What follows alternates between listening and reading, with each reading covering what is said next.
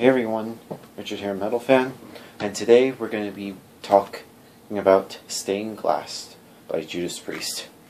Now, let's talk about this album. Now, this is actually their fourth studio album, came out in 1978. But yeah, I don't really have a whole lot to talk about this album, but I feel like I want to talk about it anyway. So okay, let's get into this. One thing to talk about is the production. To me, this album is just very raw sounding. It sounds something very old school. In fact, this album is old school since it came out in the 70s. I mean, the musicianship is pretty good. I really love the guitar sound on this album. But it's one of the best albums that pretty much Glenn Tipton and KK Downing has played on. I really enjoy that a lot. They both just sounds very, very ripping and just very fucking awesome. I really enjoyed that. And Rob Halford's vocals are just really great. I really love Rob Halford's voice. It's one of his best vocal performances on any Judas Priest album, in my opinion. And the bass playing is pretty audible. It's really fast.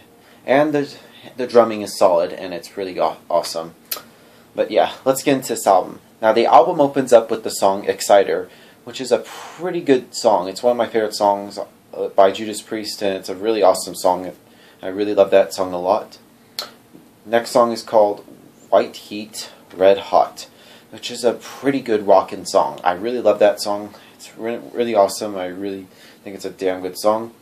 Then we get to Better by You, Better Than Me, which is a cover song originally done by a band called Spooky Tooth, which I never even knew that was a cover song until I looked up information about this album, and wow, I didn't even know that was a cover song. And pretty much this song is pretty much the song for the infamous suicide trial back in the mid-'80s in 1985, where the two teenage boys had committed suicide because there was sort of a subliminal message in the song which sort of condoned to suicide. But of course, Judas Priest were innocent, of course, but yeah, I never, and this song itself is pretty good. I never even heard the original, but I love their cover is pretty damn good. I think I need to check out the original if I have the time. Anyway, moving on. Now we get to the title track of the album, Stained Glass. Really great song. It's a very ripping song. Really enjoy that song a lot. Now we get to the next song is called Invader, which is sort of a bit of a slower paced song. It's kind of soothing, and it's just a really interesting song. I really love that a lot. The next song is called Saints in Hell, which I really love that song. It's a really catchy song, and I really love the opening riff. It's just really remembering, and I really love that riff. It's pretty fucking awesome. Next song is called Savage. Pretty good song. Really good songwriting, and I really love the playing on that song. It's pretty awesome. Then we get to what I consider the longest song in the album, Beyond the Realms of Death. It's about 7 minutes long. It's a really good song.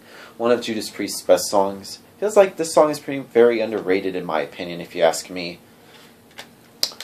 And then we get to the last song on the album called Hero's End, which is a not bad song in my honest opinion.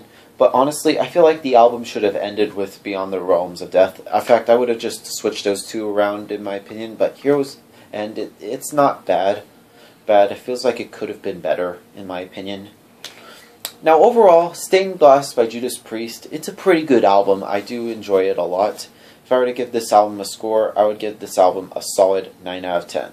So yep, thank you guys for watching. I'll see you guys later, and keep it metal.